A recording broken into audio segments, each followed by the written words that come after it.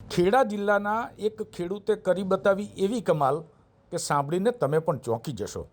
નડિયાદના ફતેપુરા ગામના અજયસિંહ પરમારે માત્ર 2.25 વીઘા જમીનમાં પ્રાકૃતિક રીતે કારેલાની ખેતી કરી પૂરા 9 લાખ રૂપિયાની કમાણી કરી છે। હા, તમે સાચું જ સાંભળ્યું છે। રસાયણ વગર દેશી ગાય આધારિત ખેતીથી આ સફળતા મેળવી છે। અજયસિંહે બીજામૃત, જીવામૃત, ઘન જીવામૃત, નિમાસ્ત્ર અને આચ્છાદન જેવી પ્રાકૃતિક પદ્ધતિનો ઉપયોગ કર્યો, જેના કારણે પાક થયો લીલોછમ અને ભરપૂર। આ સિઝનમાં તેમણે અંદાજે 1200 મણ કારેલા વેચ્યા અને હજી પણ ખેતરમાં પાક ઊભો છે। ખાસ વાત એ છે કે માત્ર 2 લાખના ખર્ચ સામે 9 લાખની આવક, એટલે સીધો 7 લાખનો ફાયદો। આવી પ્રાકૃતિક ખેતીથી માત્ર આવક જ નહીં વધે, પણ તમારી જમીન અને સ્વાસ્થ્ય બંને પણ સુરક્ષિત રહેશે।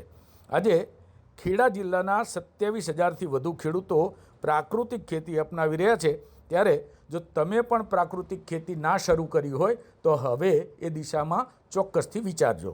અત્યારે અમે કારેલીની પ્રાકૃતિક ખેતી કરી છે। આમાં ઉત્પાદન પ્રાકૃતિક ખેતીમાં સારું મળે છે। અત્યારે હાલની તારીખમાં અમારે 1000થી 1200 મણ કારેલાની વીણી આવી ગયેલી છે।